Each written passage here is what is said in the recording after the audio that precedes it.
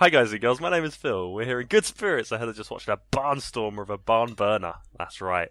Football's coming home, and to celebrate that fact, me, Elliot and Michael will be chatting about the games that have happened since the last time we spoke to you, lovely people. Gentlemen, say hello. Hello. Hello, my name is Elias, and my heart is like an open highway. Like Phil said, I did it my way, and I just want to live when I'm alive. Thank you, Phil. Please don't put words in my mouth. Right, we'll go straight onto the football because we're against the clock here. We really are. Well, as we are every week, actually. So yeah, we'll go straight into the games. We're going to go from the last podcast. So we'll start with Group F. Then we got two games in Group F. We got the Hungary and Austria game, and we got the Portugal-Iceland game. Austria-Hungary was an interesting one. I think it threw up the first huge surprise of this tournament in terms of results. Would you guys agree with that? Definitely started off this group with the disappointing Austria display, I think, and Hungary looked decent. I didn't expect that from them. It was a really weird game, and definitely, for me, one of the biggest shocks of the tournament so far. Yeah, it was a really boring first half as well. I mean, it was just long balls end to end, and then second half, Hungary got that goal. I think it was Sazla. Is that right? Former Schalke striker, yeah. I'll let you do that one. So it was Salai who scored. Smooth. And apparently that was his first goal in like a year or something ridiculous. Yeah, well, he scored pretty early on in the second half. Then Dragovic got sent off, and the English commentators seemed to think this was a really harsh decision. I didn't agree. I think it was a pretty blatant second yellow. I don't know what you guys thought. Definitely. Yeah. I can't argue with that. I think it was deserved of a yellow card, so yeah. Yeah, and then Hungary, very impressive, stayed strong at the back under some pretty intense Austria pressure for parts, but then a great counter-attacking goal and a lovely dink. We do love a dink on this show. Well, I'm a dinker. I'm a dink fan of the dink. Well, your goal was a dink, wasn't it, that you mentioned Peter in the last Dinklage. podcast? So. It was offside. No, it wasn't. That wasn't a dink. That was a lob. Oh, difference. sorry. There's a difference. Distinct difference. Okay. Lobs, dinks, and chips are all different types of goals. Okay, back to Ask the anyone. game. But Get him. Michael said that Hungary, well, in the preview, that Hungary have problems scoring goals. If they can get this, Salah to score goals, like they had a really, really good defensive display, I think, and that really shook the group up, I think. With the win. Yeah. And a lot of people had Austria as like their underrated team. Like, even I said Dark horses. Yeah, and I mean, it looked great, didn't it? In the first minute when Alaba went and hit the post, like it was everything everybody was hoping for from Austria, but it was a complete throw up. Like you said, that Hungary. I mentioned that Hungary didn't have any out-and-out goal scorers, and you mentioned, Phil, that Salah hadn't scored a goal in a while, which backs up my previous point. But they did look like they had a lot of threat going forward, even though it wasn't a consistent threat. They still looked like they could score goals whenever they did attack Austria, albeit with 10 men. I think they had Christian Nemeth. I swear he played for Liverpool for a bit or something. But anyway, he was very good. I thought he was like one of the better players on the pitch. And Zoltan Gira played really well as well, I thought. Yeah. And it was a very interesting game. The Hungarians, probably the most. If you look at their team, probably them and Albania, probably the most unknowns in their teams. But yeah, very good performance by them, and they currently sit top of Group F because Portugal and Iceland, as Elias correctly predicted, finished 1-1. Yeah, and it didn't finish 7-1 as Phil predicted. I mean, I was 6 goals out. I got the Iceland amount of goals right. Even Michael didn't get that. Pretty close. And Pretty close. I think pretty much everyone has underrated the Iceland team for good reasons. Like, they played well in qualifiers, but the real question was if they could bring it into the real tournament. They sat back a lot, and frustration from the Portugal side was really imminent. And one thing that I could point out that was really crucial for Portugal not getting 3 points out of this game is Ronaldo's finishing. He had a lot of chances and just didn't take them. I don't know what happened. He usually just slots those chances in and just scores. He probably could have had a hat-trick back here. Apparently he had, looking at the stats, he had 10 attempts on goal. Yeah, one on really target. stood out to me. That header that he had That right header, in yeah, front of yeah. goal, and he put it in the one place he wouldn't score pretty much directly at the keeper. And that was his only shot on target as well. So it just shows how bad of a night Ronaldo had. And I think maybe it backs up the point that Portugal could be a one-man team. But I think Ronaldo more took that into his own hands and was just trying too much, because his Portuguese counterparts were actually having relatively good games. I thought their midfield was quite good. Yeah. But Ronaldo was wasteful, really wasteful, and that's the reason why Portugal didn't win the game. There's no doubt about it. I thought, is it Andre Gomez? Yeah. I thought he had quite a good game Yeah, so for did I. Portugal. And to be fair, I thought Portugal actually played really well, and they dominated the game. It was just that, like you said, that finishing that let them down. And I think it's a good platform for them to build on. I think they played really well, and I think they will have chances in the future of this tournament where they'll take them. And I'm still pretty confident they'll get out of this group. It's just that Iceland with that. I mean, that stadium, their side of the stadium was really, really rocking, wasn't it? Yeah, I think that really helped push them towards that equalising goal. Nani's goal was very nice, I thought, but then I don't know what the Portuguese defending was for the Iceland equaliser. Like Pepe tried to go. Yeah. Pepe tried to go with, is it Sigurðsson? Yeah. He tried to go with the runner. And then, I don't know what, Virinha, I mean, he's not really been a right back all his career, I don't think. And then, I mean, he has no idea who he is. I mean, unbelievable how you just leave someone free in the penalty box like that. I was really surprised that he decided to start Carvalho beside Pepe, with the gaffer starting Bruno Alves in pretty much every game that Portugal has played in the qualifiers. But I didn't think he had a bad game, Carvalho. He's getting a bit old and his pace isn't really there anymore, but well, you can argue that it never was there, but I think there were a couple of selections that were confusing. I think a lot of people were wondering why Jose Fonte didn't play, because I think he was playing a lot in the qualifiers as well. Alicia at left back didn't play, Cedric at right back didn't play, William Carvalho didn't play, Quaresma also didn't start. I think, I don't know what the selection complacency is. Whether I'm sorry, complacency, maybe, I don't know.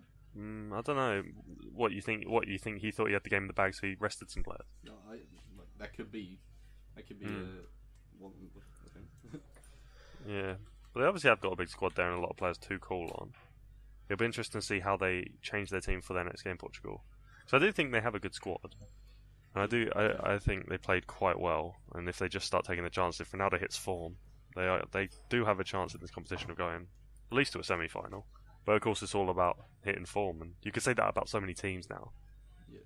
But yeah, But the I real mean, test, it was unconvincing. Sorry.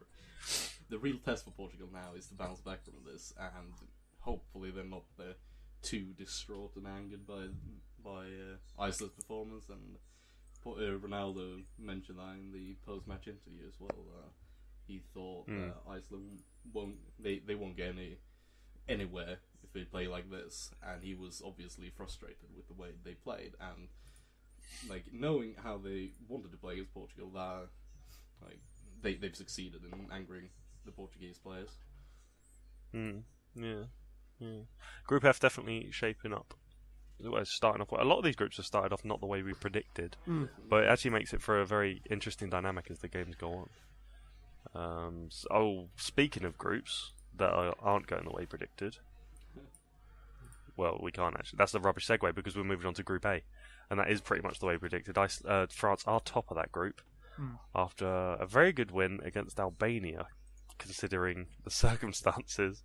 2-0, very much flat as France here. Yes. If you take 6 minutes off the end of the game, or 7 minutes off the end of the game, France don't win that game. So which fortunately for France is now football works. So no, but I mean, there was just a small. It was a marginal. It really was a marginal win, even though it was a 2-0 final result. It did flatter them a lot. I was really getting behind Albania in this game. I thought their defending was superb. Giroud's missed 4 chances, and one he hit the post, yeah, but how he didn't score in that game, I don't know. But Albania really held strong, and I thought it was a real... Oh man, I felt so gutted for them when that goal went in, that Griezmann header. Yeah. But it was a bit of a lapse in concentration for the defence, because Griezmann had a lot of room. So he came on obviously about 20 minutes before that. Yeah. So I don't know if that had anything to do with it. Perhaps the defenders weren't sure who was meant to be picking him up. I don't know. No, but he did make problems when he came on, and I think there's a stat or something where he scored 6 goals from 10 appearances off the bench, and he's only scored like 9 in like 26 starts for France, or something like that. Uh-huh. So I think Griezmann is a lot more effective off the bench. Well, it's funny you should say that, because it's France's first substitute to score a goal at the Euros since 2000. Wow. When Sylvain Wiltord scored in the final off the bench. Sylvain Wiltord, that's a callback. Jeez. Yeah, so... Man, that was when I really hated Arsenal. But apparently Pogba was dropped because of form reasons, and he didn't look very good in their opening game. But Griezmann was actually dropped because he was tired. Reports. So I expect Griezmann to be in the starting lineup for next game. But yeah, I think that's an interesting one. How do you think they'll actually line up then? Do you think Giroud's run his race? Do you think he won't start possibly? He's had a lot of chances. He should really have scored more. But I don't know. I think he's a good target man for France to build off. And Martial didn't really look that convincing on the left wing. So I don't know who you want to put up front. Gignac, he didn't look very good either, I thought. He looked a bit clumsy. Yes. But he does have the fan support. Definitely. There was a big roar when he came on. Yeah. And I think they were very happy to see him, as he is a bit of a favourite there, especially in the Marseille Stadium. So they were very happy to see him. But France, unconvincing display again. And I think this result is going to paper over a few cracks, really. I think they need to look at that as not as a positive result. And in the next game against Switzerland, that's going to be the real test, isn't it? Yeah. Especially if Switzerland actually don't start Seferovic possibly. And we'll move on to that game, Switzerland-Romania, straight away, because holy Jesus, how many chances does Switzerland and Seferovic specifically need to score? Oh my goodness. They must be the most wasteful team at this championships, surely. I mean, on looking through the game, you'd think so, yeah. I mean, I don't know the exact stats, but yeah, so wasteful. I can't even. There's no way to describe it. They wasted that game. Yeah, finished 1-1 against Romania. It was a Stanku penalty again for Romania. Another penalty. So he is currently the joint top scorer at this competition. And we could have... No, I don't think it was a particularly... the thing is, I think he probably would have got away with it, but it's just the referee was in such a position where he couldn't help but see the shirt pull. Yeah. And I think it was kind of innocuous, but at the same time so blatant in front of the referee that he had to give it. When I was looking back over the game just before we started, I watched it again to see if my view had changed, and it's something where it is a penalty because he does pull his shirt. It's not a huge offence, and if it wasn't so obvious, I think he would get away with it. But it's a really obvious pull. Like, he pulls his shirt right out, and it's directly in the referee's line of sight. And I don't think it's particularly needed either. It's a bit of a harmless penalty to give away. So I think it's one of those referees who kind of almost want to turn their away because they don't want to cause controversy. With shirt pulls and box scuffles are so they bring so much attention to referees, and why aren't referees consistent and stuff? And it's something that really needs to stamp out, because it's one of the things that really annoys me. I don't know about you guys, but when people just get away with so much stuff in the box, it does my head in. So I'm glad he gave it, because it was a foul. But yeah, it was up to Mehmedi, who scored. Like we said in the last episode, we love a good volley, and Mehmedi caught that. What a strike! Pretty sweet. Yeah. Yeah, back to the underperforming Swiss attack. I fully expect Shaqiri to get benched next game because he is absolutely awful throughout one of the 2 games they played. And I also expect Mbolo to take his place if Seferovic starts. You don't think Mbolo's going to play up front?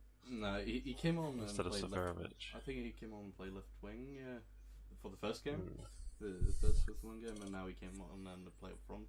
And I think he looked better at the left wing because he had a lot more space, and he even got himself a yellow card at the end when he just looked frustrated of losing the ball. And I don't know, he looks more like he can get the pace of the wing and just cut in and shoot, and he looked more dangerous from there. Yeah, I do like Mbolo. I think you said that before. He does seem to add something with his physicality, and I mean, Shaqiri is quite a physical player, but he just doesn't seem to be hitting it at these championships, and he didn't really. He's such an inconsistent player. I mean, I'm not a fan of inconsistent players. I think is my opinion on. Yeah, we even said it from the first game that whenever Shaqiri is hot and cold, that seems to be how Stoke play, and we're seeing how hot and cold he really is here, and how it also affects Switzerland. And yeah, he's far too inconsistent. And I think it was Lukaku you said needs to get rolling. He needs a run of, and I feel that Shaqiri's kind of the same way. Yeah, I don't know how old Shaqiri is now. Is he still in his early 20s? I think he's 26, maybe. Wow. He's older than I thought. Then I think he's born 89. Oh, he's 24. Oh wow! So it seems like he's been around for ages. Okay, so yeah. He just seemed to get very frustrated though. He was taking all sorts of ridiculous volleys and shots on towards in the second half. I think, his temperament is something he needs to work on. It's not. And it's not something he needs to do for Switzerland. He doesn't have to score goals. He can literally just be a supplier, and he is, even when he's having a cold game, he's still really good at crossing the ball, really good at supplying through set pieces. So he doesn't need to pressure himself and almost take his frustration out and try and win the game himself. Because I don't think it's never mind whether he's hot or not. I don't think he has the ability to do that particularly. Yeah. I think I think he needs to understand his role within the team a lot more. And I know in the qualifying he's had incredible games where he has probably carried the team.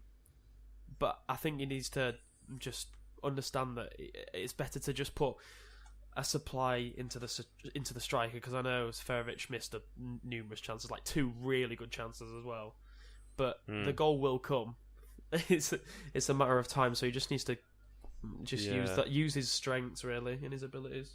It's just the way he takes the chance. He just puts them at the keeper every single time. But that'll only frustrate himself even more. I think it's an interesting way this group is set up now, because France are currently top on 6. Switzerland on 4 in second, Romania 1 point, Albania 0. So if Romania beat Albania, they'll be on 4 points with Switzerland. So Switzerland will need a point from France to guarantee going through.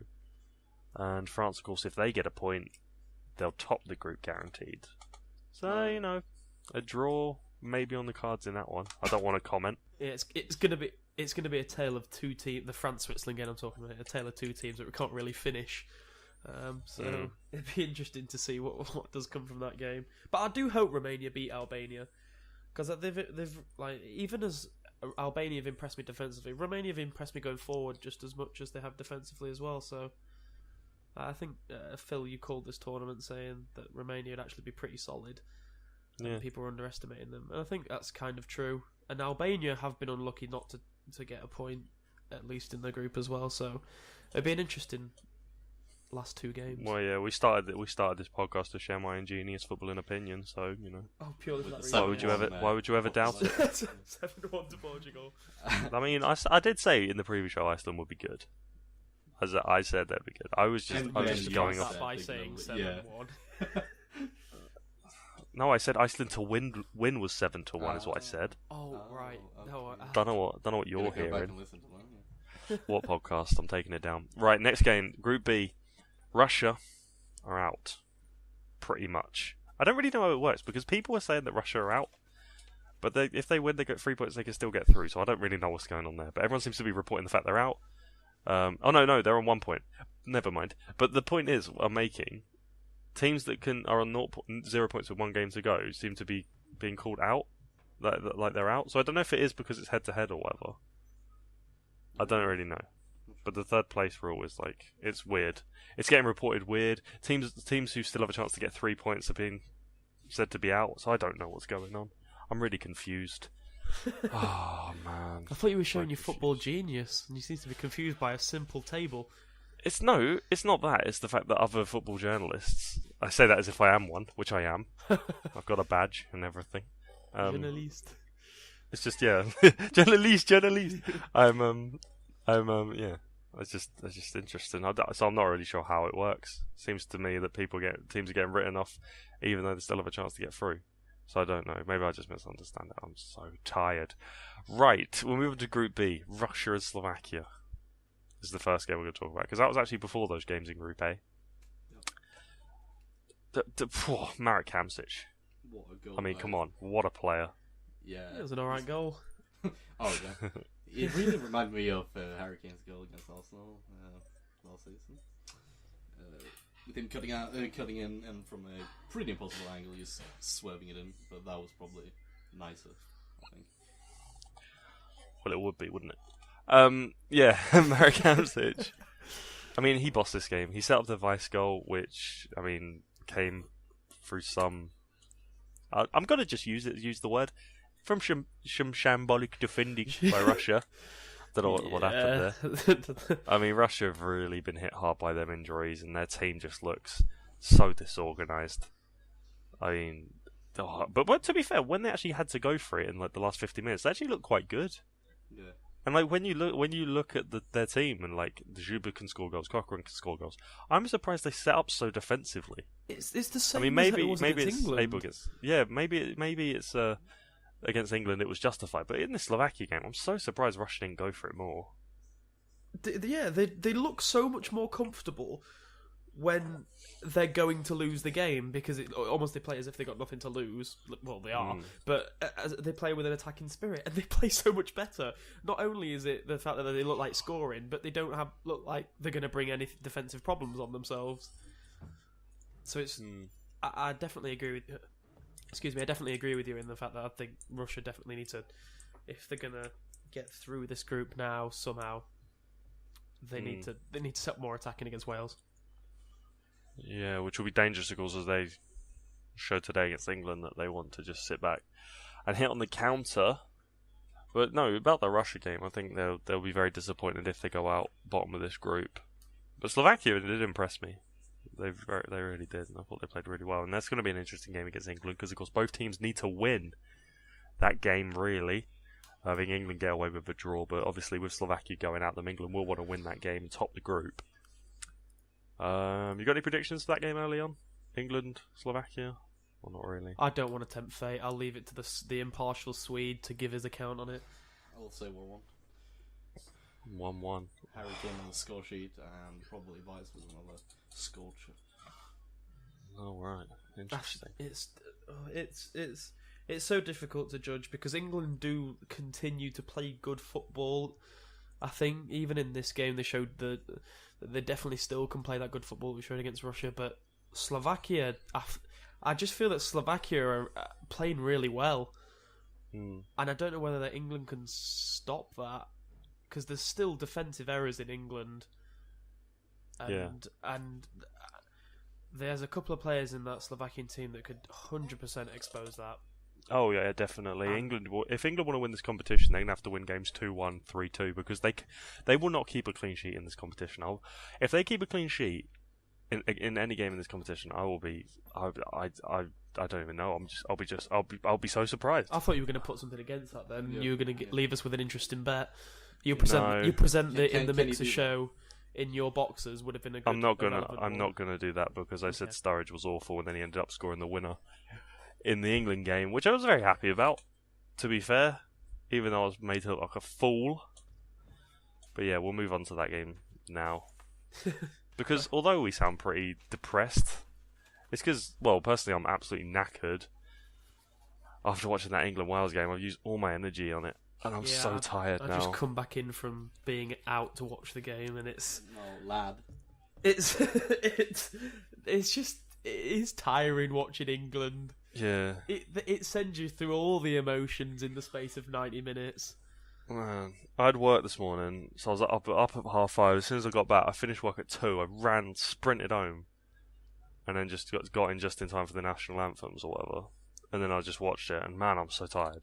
But yeah, it was definitely worth it. Oh, that first half though, England. I mean, did you? But I assume Michael watched it. Ellie, did you watch the game? I assume you did. I watched the second half. You watched the second half. Oh, okay, well the first half's irrelevant then.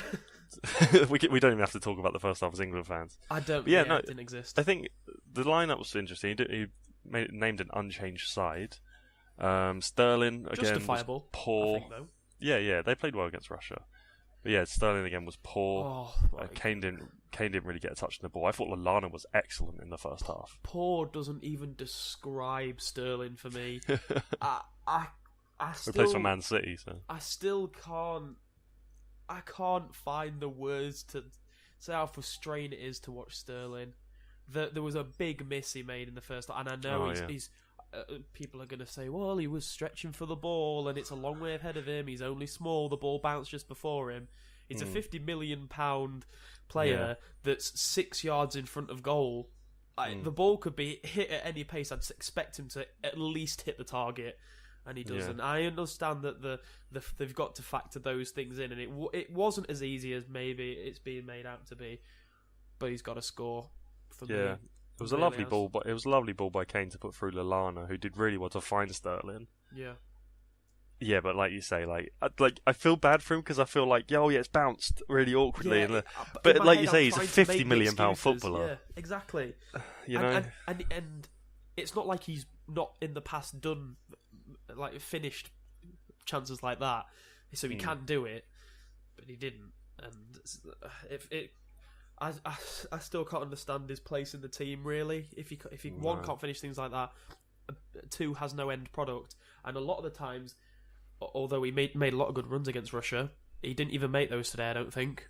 Yeah, there was that missing from his game. I thought Joe Ledley was excellent for Wales, and I think when he came off, it was clear that Wales struggled.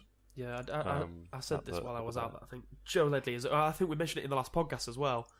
Joe Ledley is massive to that Wales team, and that's why I can understand why they were so desperate for him to recover from his leg break so quickly. Yeah, I said if he started, England would have a hard time, and they really did while he was on the pitch. But a couple of players I wanted to have a little, praise a little bit. Robson Kanu. A lot of people were saying he's just in the team to basically just make space for Bale, and he really does more than that. He really does work hard, and he actually does create and score goals as we saw in the last game. And I think he's been very good, and I thought he was quite good in this game as well. Obviously, he didn't have much to do, but when Bale was getting the ball and needed someone to find, Robson Kanu was always there and stuff. And I thought another player I thought played really well was Joe Allen as well. Yeah. Both on his defensive and attacking, passing part of his game, I thought he played really well. But the one person I'm going to criticise is Ashley Williams. He had a shocker. I think it's fair to say. So the first England goal, we'll talk about the free kick first. We're going goal order. The free kick, what was your opinion on the free kick? Because I thought Hart, he's basically seen the free kick against Slovakia. He's tried to hold his position, and because Bale hasn't put it straight at him like he did in Slovakia, he's gone slightly to the corner. He's then he's taken too long to go. He's gone too late, and he hasn't saved it. So I think Bale actually outwitted him there, and it was more a case of wits than a good free kick. It's another case of goalkeepers predicting the free kick before the ball's been taken. And it's so far out that he doesn't need to do that. He's got at least a second thinking and reaction time when that ball's in the air. And it's like he expects the ball to come back across itself like it did previously. Yeah, like he did against Slovakia, and the flight of the ball showed that it really wasn't going to do that the way it was sort of aiming towards that bottom corner, and it's a mistake. I genuinely think it is a mistake from that far out. Joe Hart, world class keeper, shouldn't be beaten. Yeah. Well, going to the second half then. Kane and Sterling came off. Vardy and Sturridge came on. I think everyone was eager to see Sturridge. I thought Kane was unlucky to come off straight at half time. I thought he'd get a bit of a run out with Vardy in the team. But no, I mean, it definitely changed the game. And in the first 10 minutes of that first half, England were all over Wales, and then eventually got that goal pretty quickly. Yeah, and Bale obviously was appealing frantically for offside on the goal, but it was headed back. Was it Ashley Williams that headed it back? Yeah, it was Ashley Williams, yeah. So there you go. I don't know whether he meant to or whether it just sort of... I think he tried to head it away, and he just sort of... He did one of those classic things, you sort of close your eyes before a header, and then it just doesn't go the way you wanted it. It sort of just fell straight to Vardy. I'm trying to think who was in front of... It might have been Rooney that was in front of Williams, and I think it sort of came at him quickly then, and he was expecting Rooney to obviously win the header. I think it was Vardy in front of him, actually. I think it was like Rooney behind him or something, or Lallana behind him. I think Vardy was well offside by this point. No, when the cross came in, Vardy wasn't offside. Oh, was he not? Okay. No. So he literally got he pretty much jumped for the header, I think, or something, and then sort of fell into the position he found himself in. Yeah. And it was a nice finish as well, instinctive finish. Yeah, I mean, I'd have been really disappointed if Vardy did miss from there. Yeah. True. It was a good finish, but a 1 hour unexpected, and it was deserved for England, and it was deserved for Vardy as well. It's coming off the bench to justify why England fans have been crying for him to come off the bench when he has. He's done what's expected of him. It did change the game.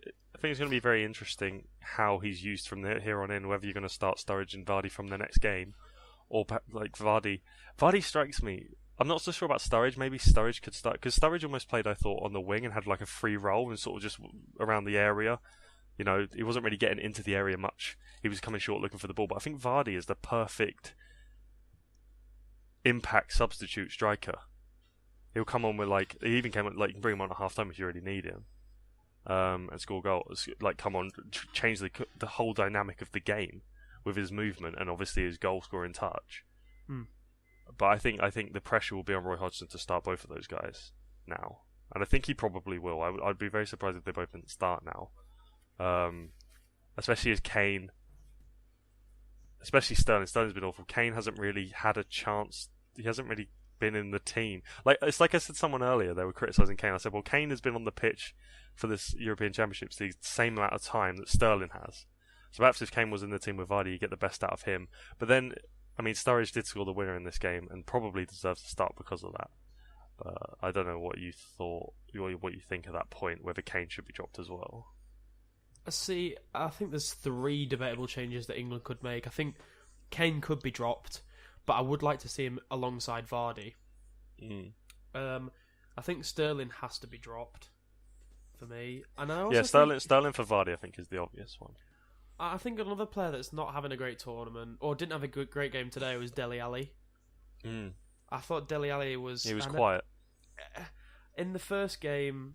We criticised him for maybe not getting in positions he should have done, but was still very much a feature piece in the game. He wasn't in the game today. No, he wasn't. And when he was in the game, he didn't particularly look like he was gonna make an impact. So, well, he did play the 1-2 with Sturridge for the winner. Yeah, I was just about to say that there was still some good short passes, but is that really something that justifies justifies giving him a good performance? I don't know. I don't know what replacement you could even make for Ali, and I think Ali is good enough to still retain his place. In the team, but I don't think he had a good game today. I suppose it's who you play there if you don't play him there. I suppose Rooney would be the first logical choice. And I do not want to touch. I know that sounds weird putting it like. Don't want to touch Rooney. I don't want to move. I think Rooney should continue playing the position he's playing because I think he's had a great tournament. I think he's been England's well. I'm not going to say England's best player because I think there's other players that have actually, but he's one of England's best. Had one of the best tournaments. Best. I can't even think of the way to word it, but one of England's best players at the tournament so far. There we go. Yeah, he seemed to give the ball away a lot. No, not a lot, but he is susceptible to giving away the ball, like trying one of those long crossfield passes and just give it. I think there was one occasion he tried to find Danny Rose, he just smashed it straight out for a throw in.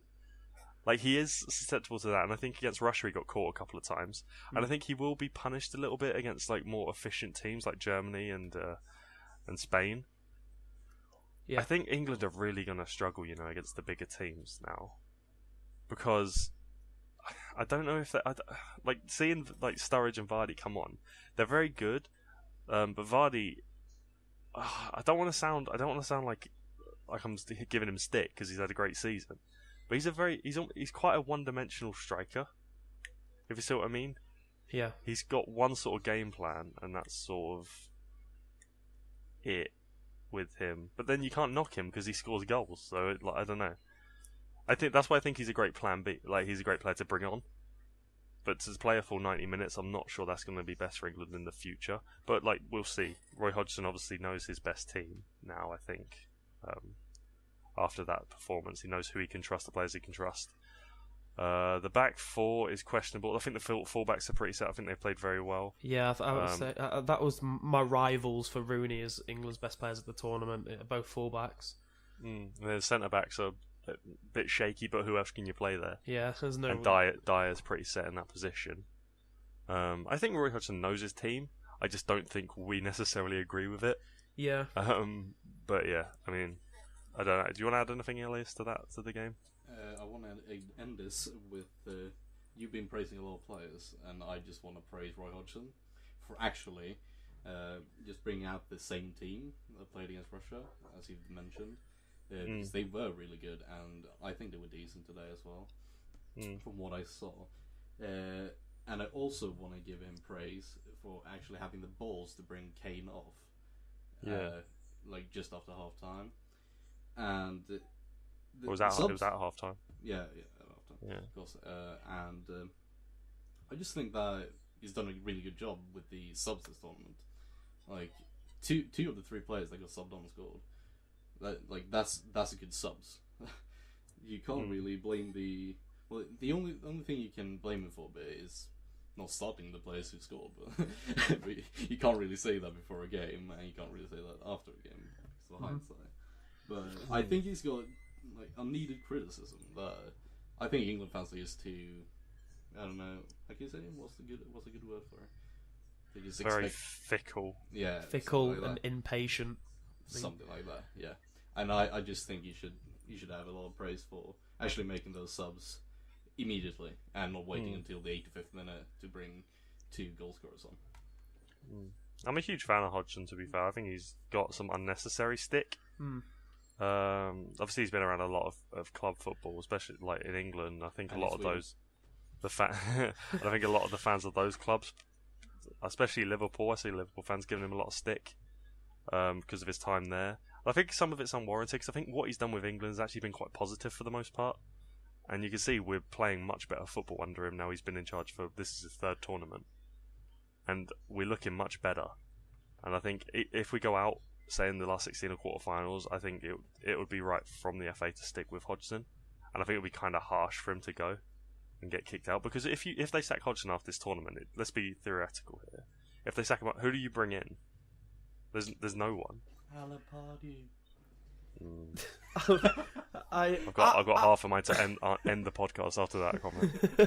I actually really like Hodgson. So it's so easy to get frustrated with England and blame the manager. And he's brought a young squad to the Euros that's playing really good football. And he's also, I think he's quite thick-skinned in that he doesn't take criticism to. I mean, the only decision that he may have made due to criticism is making substitutes early. I mean, and taking Kane off corners. Yeah, I mean, I know that not just us criticised the fact that a substitution should have been made and Vardy should have been brought on for the Russia game, and he made that today. But he's still put he's brought Lallana into the team, maybe against the wishes of a lot of people, and he sticks with him in the team, and he's played so well. And I think the thick skin of Roy Hodgson, even though he appears to be this innocent, sweet guy, I think he is quite thick-skinned, and I do like Roy as much as he can frustrate me, or I say him, England frustrate me. I think he's going in the right direction with England. Yeah. Well, reports are he's a really nice guy, and yeah, they really are going in the right direction. Like you said, this is a very young squad. So I don't think he could be judged on it. I mean, if we don't win the Euros, it's going to be seen as a failure. So I think he's doing a great job, and I think he's building something almost quite special here with this England team, with all the youngsters coming through, and I think we're really going to have... It is an unproven team. Like, we've got to remember that. It's completely unproven internationally. Yeah, I think, exactly. I couldn't have said it better. Yeah, so... Sorry, I'm so tired. I seem really down-spirited, even though I'm quite happy with the result, but also not very happy with the performance, almost. I don't know. I'm just weird. Anyway, moving on. 42-10? We've just... The game between Ukraine and Northern Ireland has just finished. Northern Ireland just won 2-0. Big result for them. Massive result. Now they go up against the Germans in the last group game, knowing a win would guarantee them through to the next round of the Euros. Will they beat Germany though? I don't think so. I don't think so. That's your opinion. It's still a tough position for them to be in, even with the win today. But it is a massive win for them to go into that third place. Yeah, well, they still have a chance of getting through in that third place, of course. Yeah, that's what I mean. I think that's they're guaranteed to. I think they're guaranteed that personally, at least. So, well, if England beat Slovakia, I think Slovakia will be on 3 points. If Romania and Albania draw, Romania will be third on 2 points. So that's two teams that will be below Northern Ireland in the points things. If Northern Ireland get a draw against Germany, so there's a chance there for Northern Ireland, and I think they played well today. I didn't actually see it. I was so tired I fell asleep after that game. Yeah, so good luck to them. Really hope they do well. So I think we're going to end this podcast now on a game. As always. Like, that seems to be our thing now. Right. My game I've made is brilliant. Oh, again. Well, Jeremy Clarkson, yeah? My game is fantastic. Now, I had to do it just before the podcast, so I've only actually got 3 for you each today. But Elias is in the lead. 2-0. And as he is 2-0 up in Euro games, I'm going to let Michael go first again. Oh, no. So, Michael, this game is called... I haven't got a name. Wait. Stop quoting your heart out. I get a groan from the girlfriend. Right. Stop quoting your heart out. Basically, I have found some football quotes said by people during this European Championships, and you have to tell me who said them. So I've given you both quite easy ones at the start. So Michael, your first quote is, "Come on, boys, get that ball, move that ball." I didn't actually see it. I think this happened today, if I'm not wrong. And I didn't actually see it, so I saw a video on Twitter, and I'm guessing that is what it was, because I didn't actually hear it, and I'm guessing that's Joe Hart. It's Joe Hart. Okay, Michael gets a point. Because I didn't actually see it live, but I just had an inkling that was what was said in the small video that was on Joe Twitter. Hart. Michael's got a real chance to win that because I'm absolutely horrible at these. Yeah, no, Okay, so am I. I you're- really don't keep up with any of these, and I don't remember either, so... Come on, I'm the game host. Listen to me. Sorry, Quizmaster Phil. This is Michael. This is Ellis's first one. This is his easy one, and there's a big hint in here. Right. I thought they'd won the Euros the way they celebrated at the end. Oh, it was come unbelievable. on, no. We tried hard to win the game, and Iceland didn't try anything. This, in my opinion, shows a small mentality, and they're not going to do anything in this competition. Yeah, that's Ronaldo. That's Ronaldo. I- Okay, so I gave Is Michael that the worth easy a one because it full was point? England. Because it was England. I gave Elias the really easy one because it mentioned the team. Right, these are going to get harder. Okay. How much harder? Go on. Okay, Harder. let's just see. Oh, I don't want that one being the last one. I don't want that one being the tiebreaker. I'll have to put that in last. Right. Okay. This is your next one, Michael. Okay. I was kind of counting on us seeing out the first half and then making a change, but the goal meant it had to be pushed upon me. Ooh. Oh,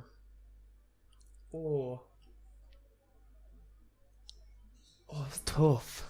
Oh, it's a tough thing. I'm just going to go on the BBC Euro site to look at the teams. I'm not No! looking at any results. I'm not. You can't I'm not- research. That's I'm cheating. not. Okay, right. Right. This fine, is okay, cheating. Okay. I've literally just got the groups up. So, I'm gonna guess the German manager, maybe. I don't know. What, I have Joachim no Löw? idea. Yeah. The answer is Roy Hodgson Oh, today okay. against Oh, Wales. today. That's probably why I didn't have any idea then. Elias, your next one. It's a disaster, but that's not surprising. If you have an AC/DC concert a month before the European Championship, they're changing the pitch, relaying the turf. Oh, I think I know this one. If he gets it wrong, I'll let you answer. You don't get a point, though. Okay, that's fine. You could have said that. Somebody who's a sore loser as well. I'm gonna say Northern Irish manager. Michael O'Neill? Was it? No. Sorry, Elias. Was it from the Ireland-Sweden game? No, it wasn't. It was Didier Deschamps. Oh, okay. After their Really? win against Albania, yes. Really? Yes. Okay. This may be easy if you know the story. If you don't, it's quite hard, Michael, right? No. What if the coach of Kosovo wants me as his captain? Of course, Kosovo. I'm thinking about it then. What if the coach of Kosovo I Kosovo, might that's know it. this. wants me as his captain? What was the last part? What if the coach of Kosovo wants me as his captain? Of course, I'm thinking about it then. Oh, I don't know the story, so I don't really know. I'm guessing it's going to be an Eastern European country. I'm thinking like Croatia, but I don't really know.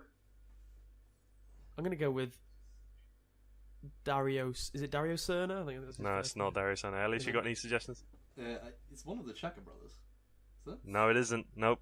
It was Xherdan Shaqiri of Switzerland. Oh, yeah. Having a little tiff there. We said about his bit of frustration. So, Michael, you got that one wrong, I'm afraid. That's okay. That was I knew about- it was a Swiss or a Albanian player because That was about Xherdan Shaqiri possibly changing the nations to Kosovo after they were given an independent football license to play games. So he said if he got the captaincy, he may go, which is unbelievable. Right in the middle of a European Championships. Right. Elias, this is yours. I saw the pictures as well, and obviously sometimes you do things subconsciously. It happened, and I'm sorry. It was adrenaline and concentration. I will try to behave differently in the future. Lorik Shana. Incorrect. Elias, you got Michael? You got any? I have no idea. I didn't particularly listen. It was the German manager Joachim Löw about him scratching Oh, himself. I thought it was a red card or something. Like No, Ibrahimovic. incorrect. Right. I have one more. This is the tiebreaker. How are we gonna? Yeah, how's this work? I'm going to tell you. No, I'm going to tell you. I'm going to tell you the guy who says it, and you have to tell me who he's talking about. First one to say it wins it. All right. Want to say it? Oh, all right, okay. First one to shout it out. I'll shout out your name and then I'll ask you. Yeah? Yeah. You don't have to wait for me to finish the quote. You just shout it out. But if you get it wrong, the other person gets to hear the whole quote. Okay? Right. You understand? Okay. Yeah, no, I understand. So this was said by Martin O'Neill. Okay? Well, 10 years ago that might have been the case. Lots of things can happen in that time. I remember myself feeling for a period of that time. Hang on, let me read that again. Well, 10 years ago that might have been the case. Lots of things can happen in that time. I remember myself feeling for a period of the time that Henrik Larsson was overrated. After about 3.5 minutes, Elias. I changed my mind. Yes? Is it about Zlatan? It's about Zlatan Ibrahimovic. Elias wins the point. Sorry, that was bad reading. I'm Is an it awful really? reader. Yeah, I did lose track of the quote slightly, but I'll give credit to Elias. Yeah, it was good. Martin O'Neill was quoted a few years ago or something saying Zlatan Ibrahimovic was overrated, and I think that was after or before the Sweden game. I was just about to butt in and say maybe Lewandowski, given that. Lewandowski? Yeah, Lewandowski played Poland. I didn't know. whether Martin it was O'Neill, relevant. not Michael O'Neill. Oh right, okay. Well, that makes that makes it a lot harder for me. Phenomenal. It's a scandal. That makes it a lot. Given that I'm thinking about the wrong team, it makes it a lot harder. Unbelievable. Unbelievable. Amazing. 3-0 down. You're gonna have You to have, fix it. you next have to week, do Phil. something. You're to gonna have turn to fix this it around. for next week to make sure it's not a 4-0. I could sell you some brain cells.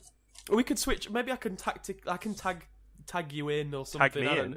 Tag you. Well, as the tag- quizmaster, I'll have a big advantage. I nearly said tag team you, but that's we can tag team Whoa. Elias in the most Whoa. respectful Euro footballing way. Okay, let's end it. Tag teams. Wow. And like some of the best tag teams in the world, Oh no, we are going to disband and say goodbye. From that, disband isn't the right word. To be fair, a lot of tag teams do disband. The best ones. It was a shame. I don't want to disband.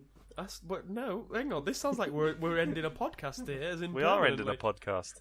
But just temporarily until the next episode. Yeah, just until the next episode, Nah. where I'll be back on my own. No. No? Oh, okay. Well, I'll still be here. that with dream my will recorder. be put to the side. Stop playing the recorder. Right. If you want to find us on Twitter, go find us at the In The Mixer Show. And if you want to email us, inthemixerpodcast@gmail.com, we'll receive your emails with open arms and enjoy them and read them out. Probably on the podcast because we don't actually get many. So, thanks. I've been Phil. This has been Michael Elias. They're going to say goodbye now. Bye now. Yeah, as Phil said, I am Phil. It sounded like he said Ivanhoe, so I'm going to be Ivanhoe now. I'll see you guys. I thought he said Ivan as well. Ivan Phil. Seriously, I'm trying to end it here, guys. Come on. Right. Yeah, I'm going now. I'm going to go watch Poland and Germany and probably Can we fall stay? asleep. Let's go enjoy. I'm the sorry rest of this the was an Euros. awful episode. Goodbye.